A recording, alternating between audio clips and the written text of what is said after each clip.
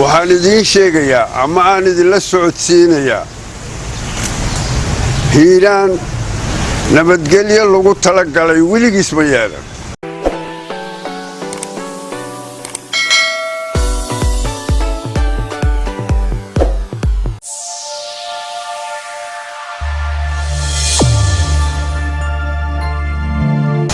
waxaan idiin sheegayaa ama aan idinla socodsiinayaa hiiraan nabadgelyo lagu talagalay weligiis ma yeelan nabadgelyadu waa labo mid lagu talagalay iyo mid ilaahiyo iska socoto annagu waxaan haysanay mid ilaahiyo iska socoto laakiin mid lagu talagalay weligaayna ma yeelan laakiin markaan waa sigan waxaan idiin sheega ama aan idinla socodsiinayaa nabadgelyo haddii la waayo dhibaato hartay ma jirto waa hagaag maanta in aad soo gudbino barnaamijkii wax ka weydinta aqoonyahanada gobolka Hiiraan maanta waxaa martay inooga Maxamed Ismaan Macow oo ah aqoonyahan reer Hiiraan ah iyo Cabdikariin Saalax Ibraahim Kulow magac dheer Maxamed Cilmi Carab oo asagana aqoonyahan maanta waxaa marka aan ka hadlaynaa sida ay u arkaan wada shaqayn la'aanta maamulka iyo bulshada oo horeen waxaan weydiinaynaa Maxamed Ismaan Macow waan ku dhawahay marka koowaad barnaamijka waana soo dhaweynayaa waana ku faraxsanahay barnaamijkan oo kale inaad qabataan markasta bismillaahir rahmaanir rahiim alxamdulillahi rabbil caalamiin thumma salaatu wassalaam ala rasuulillaah wa ba'd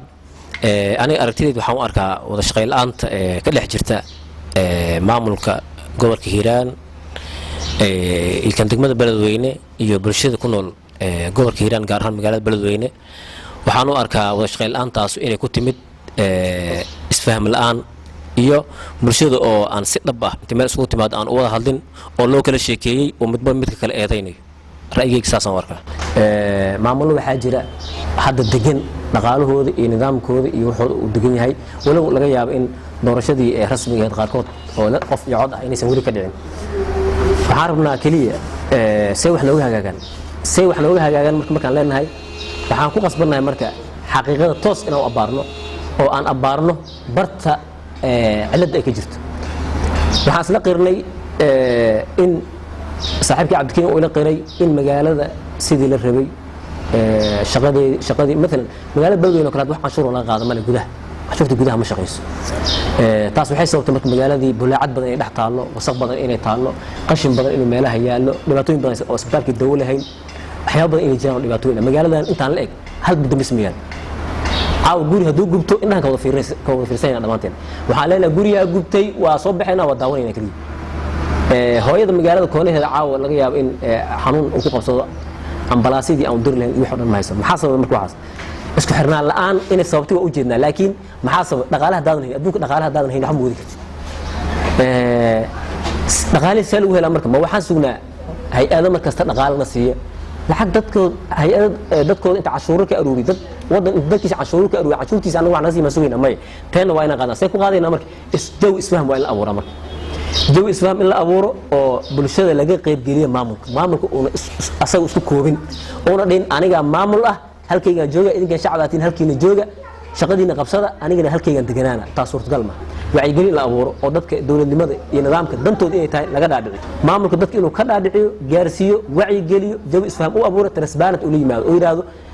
waxaan qaado sidaasan ku sameynaa boqolkiiba intaan saana ku sameynaa boqolkiiba bishii marka wixii qaadane oo dadka soo horfariisto oo yiraahdo wixii bishaan aan qaaday sidaasan ku sameeyay laakiin tii bishii hore aad qaaday meel ku dambeysay lama yaqaano tii ka sii horeysay lama yaqaano dadka marka bini aadamka shaydaan u sheekayna qofku waxa uu abuurmaa qofka lacagteeda ma guriga ku dhistaa ma caruurtiisu ku bishaa ma lacagteeda ma akoon ku shubtaa intuu geeya sidaas awgeed marka anna waxa ma siinaa soo baxis marka isfaham la'aantaas iyo xiriir la'aantaas waxay abuurtay bulshadii iyo maamulkii inay kala go'aan waa jirtaa dad warxumo tashiila oo ka sii faa'iideysanaya arrinkaas oo qoort u sii gelinaya bulshadii maamulka oo dhahay maaragtay lacagtiin waa lagu qaylay lacagtiina meelaa la geystay waxba iska dhiibina taas marka qofkaas marka waa shaqaynaysaa tiis adiga hadaadan u sheegin shacabka waxa jira qofka wuxuu u sheegaa waxaan jirin Cabdikariin Saalax Ibraahim Kulow oo ku dhawahay barnaamijkan qiimaha badan mar walba aad soo qaban qaabisaan sidoo kale waxaan ma celinayaa saaxiibadii ayagana barnaamijka igala qayb galayo dhamaantiin waa mahadsantiin waan ku dhawahay barnaamijka maamulka markuu meesha yimaado horta muddo waxay ku qaadanaysaa asaga iyo shacabkii inay isfahmaan qofka maamul waaye waa la soo magacaabay hadda shacabku wuxuu samaynayaa wuxuu leeyahay aniga ma aanan dooran ninkan aniga ma soo dooran waa la soo magacaabay sidoo uu ka dhawaajiyey walaalkii maxamed uu ka dhawaajiyey laakiin wadamanka hadda isdooranayo intay isdoorin kadib ka hor waxay ku soo jireen waa burbur iyo rafaad iyo qawacay soo mareen marka shacabka waxaa laga rabaa asaga inuu fahmo in la maray dhibaato loo soo maray inuu asaga doorto inuu dhibaato loo maraayo maamulkan hadda maanta meesha yaallo haddii uu asaga la shaqeeyo oo asaga la xisaabtamo horta qof goormaa lala xisaabtama marka wax loo dhiibo ninkaa maamul waa la soo magacaabay waa guddoomiye ama waa guddoomiye degmo ama waa maayar waaye goormaa lala xisaabtami karaa shacabku waa inuu u tago oo u dhaha aniga waxaan igu shaqeey shacabka waxaa laga rabaa inuu shaqadii iyo maamulka uu qaban lahay oo dhinac istaago mahane haddii la dhaha maamulka miya ahaa waa la soo magacaabay aniga beerahayaan falnayaa duurkiyaan iska wareegaya maamul uma baahni waa wax meesha ka imaanaya ma laha marka wax walbana dhibaato walbana shacabka ay qabsanaysaa haddii amni dare la sameeyo oo magaalo ay ka dhacdo haddii shacabka ay qabsato dhaqaale xumaha shacabka ay qabsato adigana aad dhahdeed aniga maamul anaga aan soo dooran lama shaqayn karo ama maamulka waa inuu horta asaga ila imaadaa qaabka wax uu qabana waa inuu ila yimaadaa haddii aad dhahdo waxba ma ku siyaadayaan ka shacabka waxaa laga rabaa in ayaga u tagaan maamulka inay dhahaan anaga maxaa noogu shaqaynaysaa maamulka canshuure iyo wax buu soo diisanaya wadooyinka waa burbur waaye ayagaa laga rabaa inay la yimaadaan ay dhahaan macnaha anaga wax qabadaan rabnaa mahane shacabka kaligiis maamulka inuu soo baxaado waxaan ma suurtagelaysaa isleey aniga waa mahadsan tahay maxamed cilmi carab aadna ku soo dhawo barnaamijka بسم الله الرحمن الرحيم أولا وإذن ما دعلنا سيدة سوى حلقانتين برنامج كان هو برنامج عن ماركت وهو كترايو وعيقلين تبلشدة